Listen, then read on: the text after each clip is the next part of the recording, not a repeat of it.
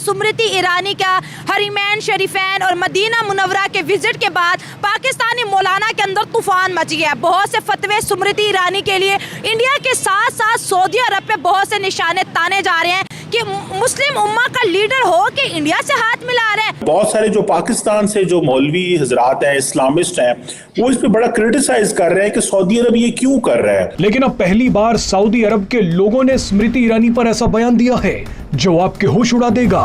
लेकिन इन विवादों के बीच सऊदी के लोगों ने ही पाकिस्तान और पाकिस्तानियों की ऐसी लताड़ लगाई कि पाकिस्तानियों का मुंह ही बंद कर दिया। सऊदिया ने साफ कर दिया कि यही है फ्यूचर मानवता का, प्लूरैलिटी, एक्सेप्टेंस। सऊदी अरब के एक व्यक्ति ने स्मृति ईरानी की आलोचना कर रहे एक कट्टरपंथी को कहा है कि ये हमारी जमीन है, हमारा देश है, हमारे नियम है, आप क्यों उछल रहे हैं?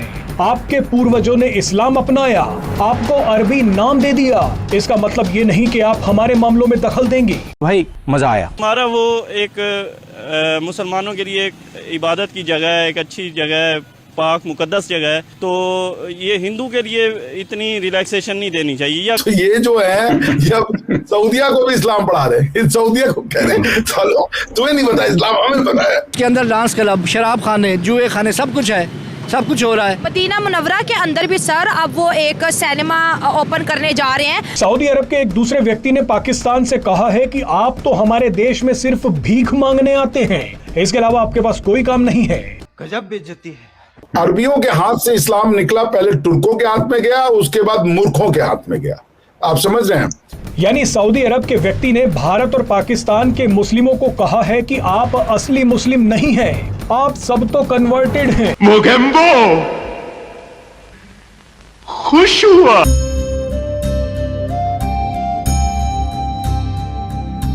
जय हिंद दोस्तों, MBM न्यूज़ में आपका स्वागत है। जैसा कि आप लोग जानते हैं, कुछ दिनों से पाकिस्तान में भूचाल आया हुआ है जब से स्मृति ईरानी ने साड़ी पहनकर मदीना का दौरा किया, जिसके बाद से पाकिस्तान में स्मृति ईरानी के खिलाफ फतवे जारी कर दिए, जिसके बाद सऊदी अरब के लोग भी स्मृति ईरानी के साथ खड़े नज़र आए और उन्होंने पाकिस्तानियों को बोल दिया कि आप तो कन्वर्टेड मुस्लिम हैं, आप असली मुस्लिम नहीं हैं। और हमारे देश में क्या हो रहा है, इससे पाकिस्तान का कोई लेना देना नहीं है, क्योंकि पाकिस्तानी सिर्फ सऊदी अरब आते हैं भीख मांगने के लिए। तो भिखारियों की बात का कोई वज़न नहीं है, तो वो अपना मुंह बंद ही रखें। आपको क्या लगता है? अपनी राय भी आप हमें कमेंट कर ज़रूर बताइए। तो चलिए दोस्तों, देखते हैं पाकिस्तानी मीडिया का रिएक्शन कि इस टॉपिक को लेकर वो क्या कह रहे हैं। और वीडियो शुरू करने से पहले आपसे रिक्वेस्ट है, अगर आप चैनल पर नए हैं तो चैनल को सब्सक्राइब करके बेल नोटिफिकेशन के बटन को ज़रूर दबाइए। तो चलिए शुरू करते हैं आज का वीडियो।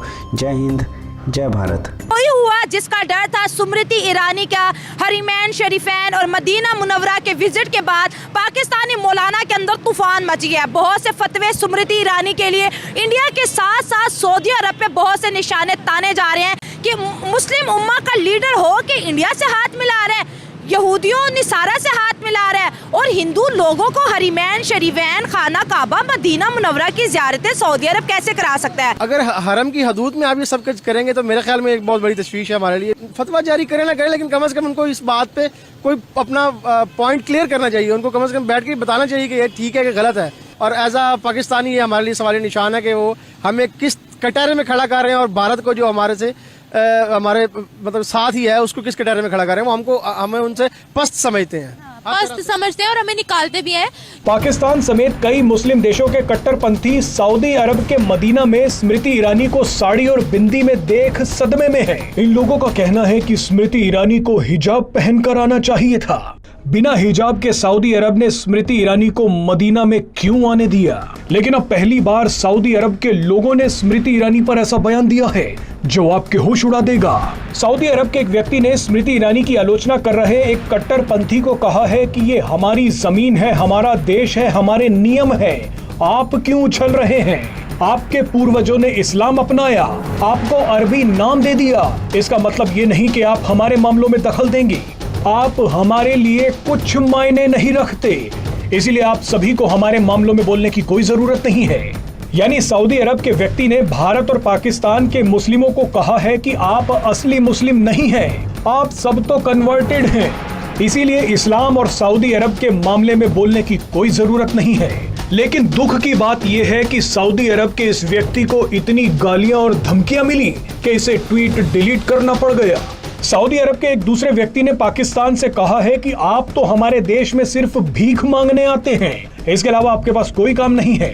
वैसे अब तो पाकिस्तान के भी कई लोग स्मृति ईरानी की तारीफ कर रहे हैं। पाकिस्तान के लोग बोल रहे हैं कि स्मृति ईरानी भारत की ताकत को दिखा रही हैं।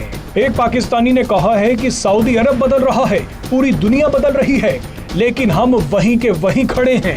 सब उसकी वजह यह है कि हमने इस्लाम की दुकान खोली है, हम अपनी सेल खराब नहीं करना चाहते। सबसे बड़ी वजह तो ये है, सबसे बड़ी वजह। मैं इनसे पूछना चाहता हूं कि किस कुरान की किस शिक में लिखा है कि दूसरे मजहब की खातून जो है वो मदीना नहीं जा सकती? क्या वजह है? और इस 21st सेंचुरी में जबकि वो रिप्रेजेंट कर रही है इंडियन मुसलमानों को, वो इंडियन मुसलमानों की वजह से वहां गई है। लेकिन क्यों हमने अपने इस मजहब को इतना बंद कर दिया है? लेकिन इधर आप देखें, इधर क्या प्रॉब्लम है जी? खातून चली गई है, स्मृति ईरानी चली गई हैं, वो इंडियन गवर्नमेंट को रिप्रेजेंट करती हैं, जहां के इस वक्त मेरे ख्याल में दूसरे नंबर पे भारत का नंबर आता है पॉपुलेशन का मुसलमानों की वजह से।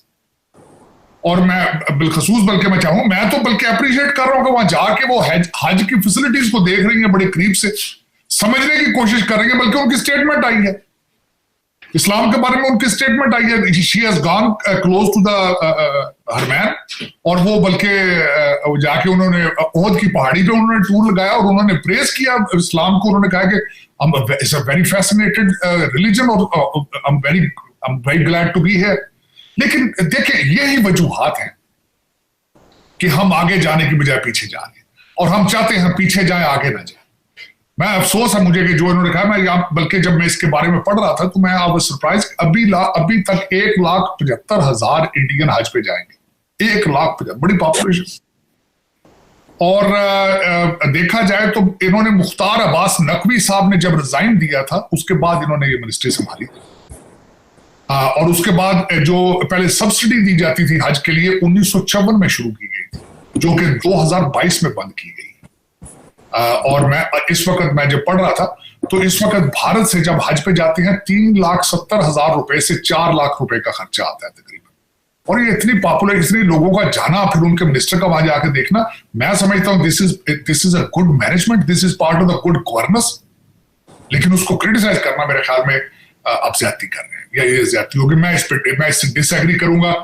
मैं कहता हूं अंदर भी चली जाती मस्जिद के तो कोई अर्ज नहीं था। मैंने इसके बारे में पूछा है कई उलमा से, कई जगह पढ़ने की कोशिश की है।